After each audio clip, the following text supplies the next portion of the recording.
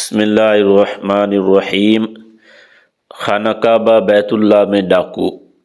امام احمد بن حنبل رحمۃ اللہ علیہ کہتے ہیں کہ ایک بار راہ چلتے ہوئے میں نے دیکھا کہ ایک ڈاکو لوگوں کو لوٹ رہا ہے۔ کچھ دنوں بعد مجھے وہی شخص مسجد میں نماز پڑھتا نظر آیا۔ میں اس کے پاس گیا اور اسے سمجھایا کہ تمہاری یہ کیا نماز ہے؟ خدا کے ساتھ معاملہ یوں نہیں کیا جاتا کہ ایک طرف تم لوگوں کو لوٹو اور دوسری طرف تمہاری نماز خدا کو قبول اور پسند آتی رہے۔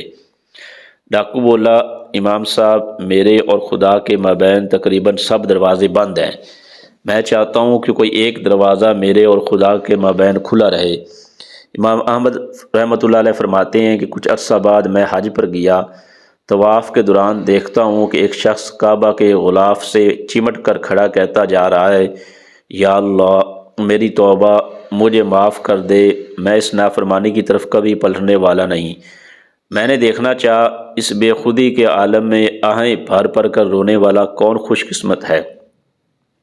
کیا دیکھتا ہوں کہ یہ وہی شخص ہے جسے میں نے بغداد میں ڈاکے ڈالتے دیکھا تھا۔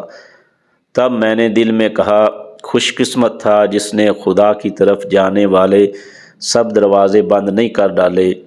خدا مہربان تھا جس نے وہ سبھی دروازے آخر کھول ڈالے۔ تو بھائی، کیسے بھی برے حال میں ہو، کتنے ہی گنہگار ہو، خدا کے ساتھ اپنے سب دروازے بند مت کر لینا۔ جتنے دروازے کھلے رکھ سکتے ہو انہیں کھلے رکھنے کے لیے شیطان کے مقابلے پر مسلسل زور مارتے رہنا اور کبھی ہار مت ماننا۔ کوئی ایک بھی دروازہ یہاں کھلا مل گیا تو کچھ بعید نہیں وہ سب دروازے ہی کھل جائیں جن کے بارے میں تمہیں کبھی آس نہ تھی کہ خدا کی جانب سفر میں ان سب خوبصورت راہوں سے تمہارا کبھی گزر ہوگا۔